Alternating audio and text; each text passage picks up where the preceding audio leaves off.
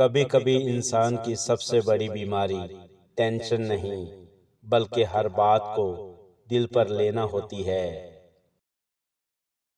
حضرت علی فرماتے ہیں صبر وہ گھوڑا ہے جو اپنے سوار کو کبھی گرنے نہیں دیتا۔ پہلی بات، ٹینشن لینے سے کوئی کام آسان نہیں ہوتا، بس دل تھک جاتا ہے اور دماغ بوجھل ہو جاتا ہے۔ فکر کل کی نہیں، آج کی اصلاح کرو۔ دوسری بات، جس کے پاس نیند ہے اس کے پاس بستر نہیں، اور جس کے پاس بستر ہے وہ سکون سے محروم ہے۔ حضرت علی فرماتے ہیں کسی کی زندگی دیکھ کر حسد نہ کرو، ہر شخص اپنے امتحان میں ہے۔ تیسری بات، جو چیز تمہارے ہاتھ میں نہیں اس کی فکر میں خود کو مت جلاؤ۔ اللہ پر بھروسہ انسان کو اندر سے مضبوط کر دیتا ہے۔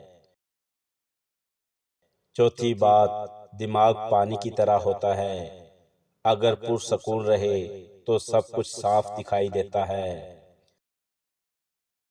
حضرت علی فرماتے ہیں غصہ اور بے چینی عقل کو دھندلا دیتی ہے۔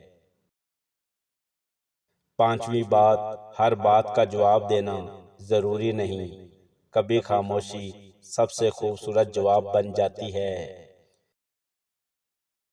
خاموشی عقل مند کا زیور ہے۔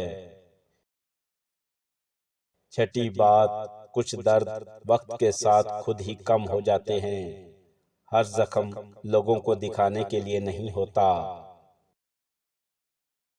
حضرت علی فرماتے ہیں اپنے غم صرف اللہ سے بیان کرو۔ ساتویں بات، جو وقت گزر گیا وہ سبق تھا، اسے بار بار یاد کر کے خود کو تکلیف نہ دو۔